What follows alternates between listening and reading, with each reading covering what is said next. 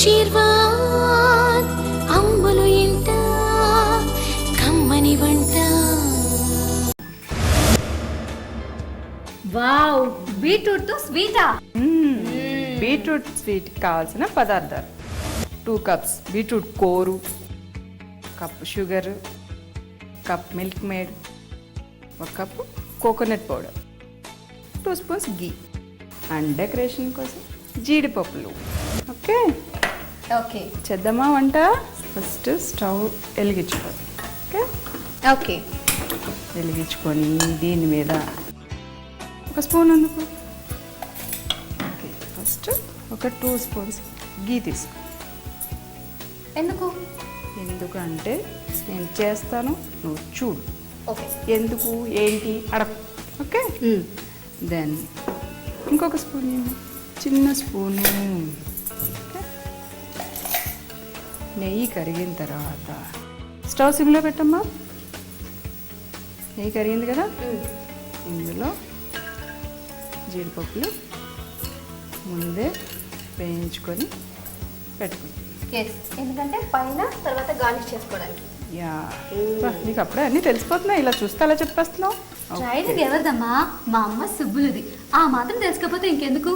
ఇదమ్మా ఇది తీద్దాం. ఆ బౌల్ ఇలా నట్స్ ఫ్రై అయిపోయినాయి కదా, ఇప్పుడు ఇవి మనం తీసుకొని పక్కన పెట్టుకుందాం. ఈ గీలోనే ఏం చేద్దామంటే బీట్రూట్ అందుకో. బీట్రూట్ అమ్మ, చాలా మంది బీట్రూట్ మనకి హెల్త్ చాలా మంచి. చెప్తా చాలా మందికి బీట్రూట్ అంటే దేవ అంటారు. అవును, కానీ అందరితోటి తినిపిద్దామని మనం వెరైటీగా బీట్రూట్ స్వీట్ చేస్తున్నాం అనమాట.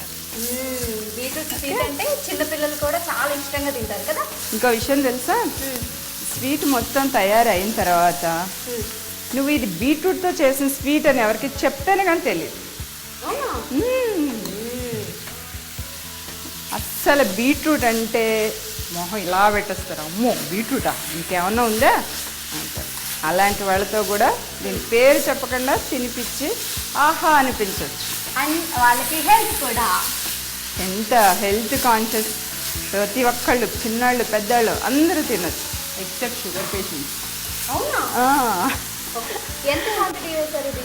ఇప్పుడు మనం 2 కప్స్ తీసుకున్నాం బీట్రూట్. ఓకే ఇప్పుడు ఫ్రై అయిపోయింది చూడు, అయింది కదా, నెయ్యి బయటకు వస్తుంది కదా. సూపర్గా వస్తుందమ్మా. ఇప్పుడు ఏం చేద్దామంటే దీంట్లో ఆల్రెడీ బీట్రూట్ చాలా స్వీట్గా ఉంటుంది, దీంట్లో ఒక 4 స్పూన్స్ షుగర్ వేస్తాం. ఓకే ఓకే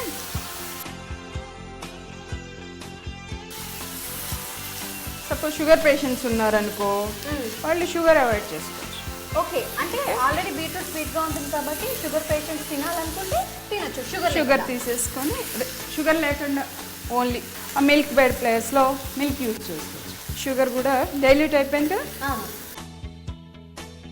ఇంకొక 2 స్పూన్స్ మిల్క్ మేడ్ యాడ్ చేయాలి. మిల్క్ మేడ్ ఎందుకు? మిల్క్ మేడ్ ఎందుకంటే మనం హెల్త్ కాన్షియస్ని దృష్టిలో పెట్టుకొని పిల్లలతోటి పెద్దవాళ్ళతోటి అందరితోటి స్వీట్ తినిపిద్దాం అనుకుంటున్నాం కదా, అందుకని చెప్పి మిల్క్కి ఆల్టర్నేట్గా మిల్క్ మేడ్ యూజ్ చేస్తాం. ఓకే మిల్క్ అయితే ఎంత వేసుకోవాలి? మిల్క్కి ఆల్టర్నేట్గా మిల్క్ మేడ్ యూజ్ చేస్తాం. ఓకే మిల్క్ అయితే ఎంత వేసుకోవాలి? మిల్క్ అయితే 1 కప్. 1 కప్ మిల్క్ లేకపోతే మిల్క్ మేడ్ కూడా వేసుకోవచ్చు. Okay already beetroot sugar milk made. ఇంతవరకు అర్థమైందా? ఏది ఒకసారి చెప్పి ఫస్ట్ నుంచి ఏమేం చేశాను.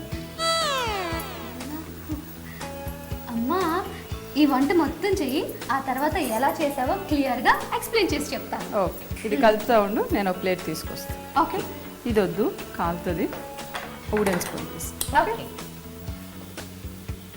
అమ్మా ఇది ఇలా ఎంతసేపు అమ్మా? అది మొత్తం వాటర్ అంతా ఎవాపరేట్ అయిపోయి మనకి మళ్ళీ నెయ్యి వదిలే వరకు అప్పుడు కుక్ అయినట్టు.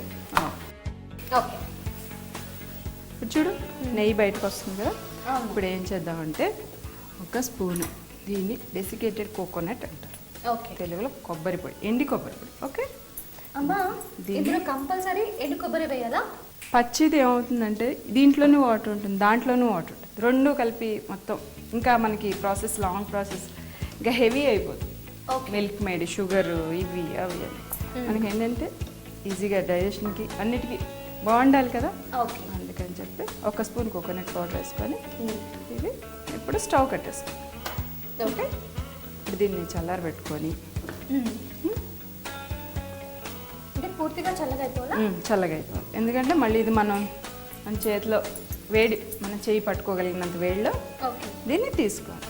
ఉండలు తీసుకొని ఉండలు చేసుకోవాలన్నమాట. జామున్స్ షేప్లో చేసుకోవాలి. ఓకే. కానీ తొందరగా చల్లారి. ఓకే, ఇప్పుడు చల్లారిపోయింది కదా, ఒక ప్లేట్ తీసుకురా. ఓకే, ఇప్పుడు ఏం చేయాలంటే ఈ మన కోకోనట్ పౌడర్ ఉంది కదా, దీన్ని ఇలాగా ప్లేట్లో స్ప్రింకిల్ చేసుకొని చల్లుకొని కొద్దిగా నెయ్యిని చేత్తో ఇలా తడి చేసుకొని ఈ మన ఉంది కదా దీన్ని మనం జామున్ షేప్లో చేసుకో. ఓకే, జామున్స్ తెలుసు కదా. ఇప్పుడు దీన్ని ఇలా రోల్ చేసుకొని ఓకే, ఇంకో ప్లేట్ తీసుకురాము.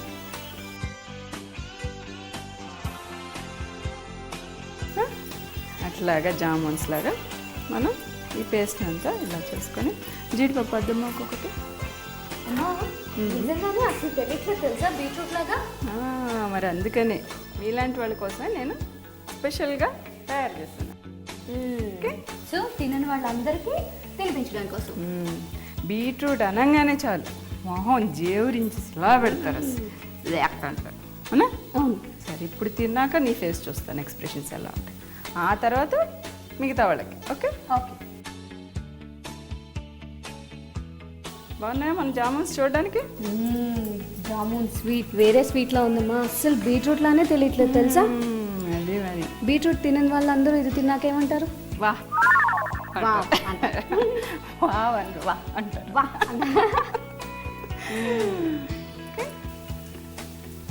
ఫుల్ కలర్ఫుల్ అయిపోయింది మొత్తం. ఓకే, ఇప్పుడు మన స్వీట్ రెడీ అయిపోయింది. ఓకే అమ్ములు, స్వీట్ రెడీ. తినడానికి రెడీనా? రెడీ.